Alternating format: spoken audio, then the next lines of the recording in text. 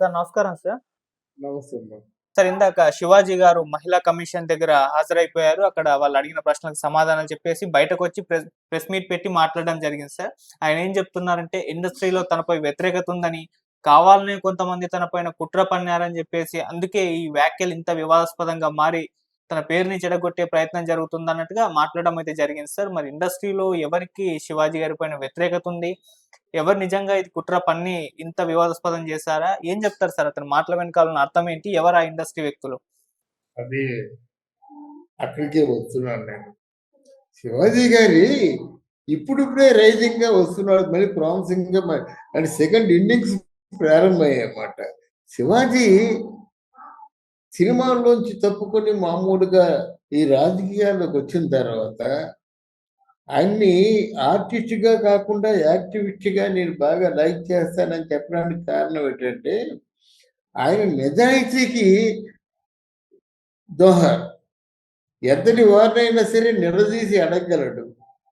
ఇటు బీజేపీ పార్టీని కానీ, తెలుగుదేశం పార్టీని కానీ, వైసీపీ పార్టీని కానీ ఎవరినైనా సరే గడగడలాడించగలడు.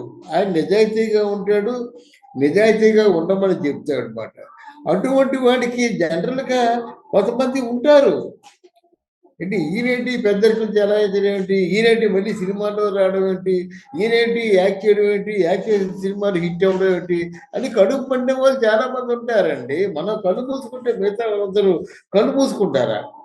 మనం ఆలోచించడం మానేస్తే మిగతా వాళ్ళు ఆలోచించడం మానేస్తారా? ఎక్కడ దొరుకుతాడా అని చూస్తారండి అందరూ కూడాను. ఆర్టిస్ట్కి ఏంటంటే ఆ 10 మంది దృష్టిలో పడకుండా, 10 మంది నోళ్ళల్లో పడకుండా, 10 మంది 10 చెయ్యి వేయకుండా వాళ్ళకి అంటి పుట్టినట్టుగా తామరాకు మీద నీటి పుట్టులాగా ఉండవలసిన అవసరమే ఆర్టిస్ట్కి ఉంటుంది. ఏదైనా సరే నేను అంటే తన స్వాభిమానం చూపించినట్టయితే చావు దెబ్బ కొడతారనమాట. అటువంటిది ఏంటంటే చిన్న అప్రాలు ఒక మాట, ఒక పదం దొరికినంత మాత్రంలో ఎంత దాడి చేయవలసిన అవసరం లేదన్నమాట. దొరికిందిరా అనుకుంటారన్నమాట. ఈ కొంతమంది ఏం చేస్తారంటే వాళ్ళు చాప కింద నీరులాగా ఉంటూ ఒక దావారం లాగా మొత్తం అందరినీ కూడా కార్చిచ్చులాగా వాళ్ళ కెరీర్నే కాల్చేసేలాగా చేస్తారన్నమాట. అటువంటి వాళ్ళు తనకు హస్తం తప్పగా ఉంటుందండి. అనసూయ మాట్లాడుతుందంటే అనసూయ మాటల్ని ఇంత ఫోకస్ చేస్తున్నారు. చిన్మయి మాట చిన్మయి అండి, చిన్మయి బూతు పాటలు పాడలేదా? ఆవిడే పెద్ద నీతి వాక్యాలు చెప్పడానికి ఆవిడకున్న క్యారెక్టర్ ఏమిటి, అనసూయకున్న క్యారెక్టర్ ఏమిటి అడిగితే ఏమంటారు? ఇలా అడిగే వాళ్ళు చాలా మంది ఉన్నారు, వాళ్ళ మీద వెళ్ళరు. ప్రస్తుతం శివాజీ ఉన్నాడు, శివాజీ వస్తున్నాడు, శివాజీని తీసేయాలి, ఇండస్ట్రీలో లేకుండా చేసేయాలి, మళ్ళీ తరిమేయాలి.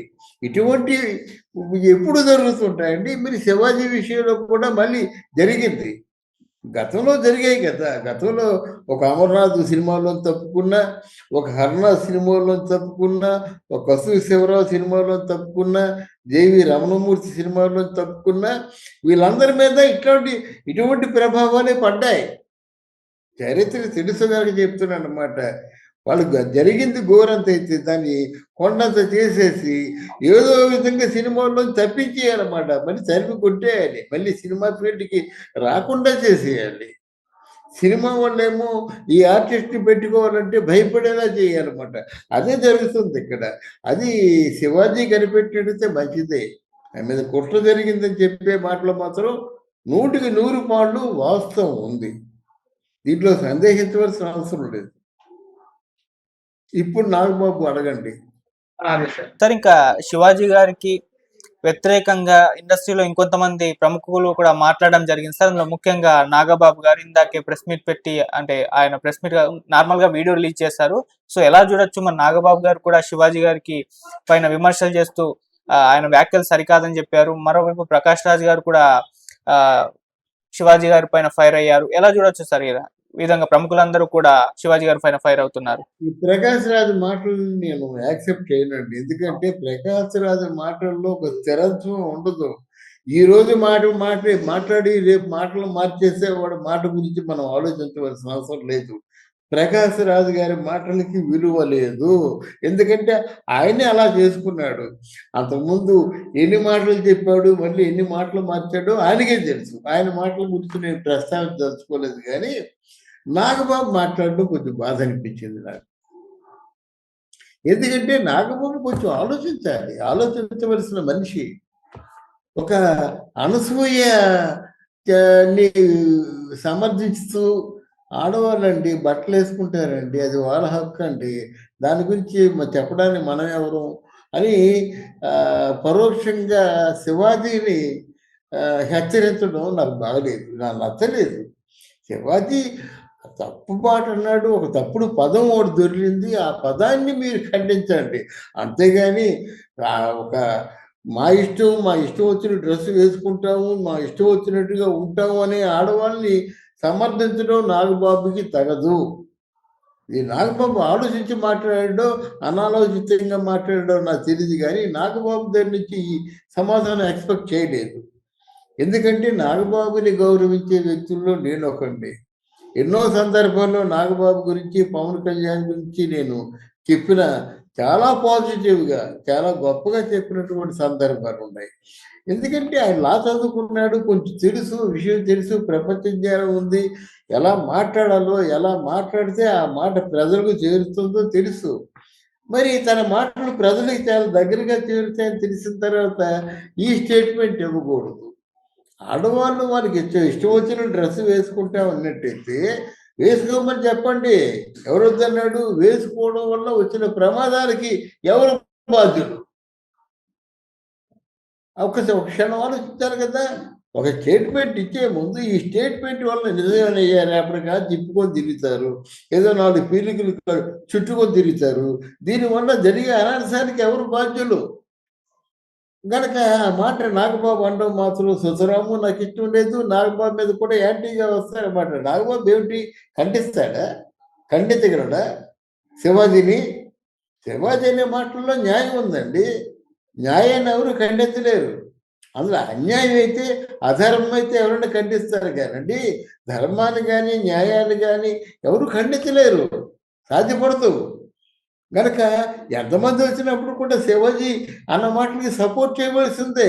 కాదంటే జోషులో దొరికిపోయినటువంటి 2 పదాన్ని మాత్రం ఖండిస్తాం, అంతేగాని ఇక నాగబాబు గారు ఎవరైనా సరే డెఫినెట్గా ఖండించవలసిందే. ఓ తండ్రిగా మీరు చెప్పరా? ఒక అన్నగా మీరు చెప్పరా? వద్దమ్మా ఈ డ్రెస్ వద్దని మనం ఎంతవరకు ఎంకరేజ్ చేయగలం మన కుటుంబంలో వారికి? ఓవరాల్గా స్టేట్మెంట్లు ఇస్తామండి. అదే నా కూతురు అది అంగాన్ని ప్రదర్శన చేసింది అనుకోండి, నేను యాక్సెప్ట్ చేయగలనా? యాక్సెప్ట్ చేయలేను కదా. మరి నేను యాక్సెప్ట్ చేయలేదు, మీ అందరూ యాక్సెప్ట్ చేయండి అంటే ఎంతవరకు అర్థం ఉంది, ఎంతవరకు న్యాయం ఉంది? అది నాగబాబు గారు ఆలోచించుకోవాలి.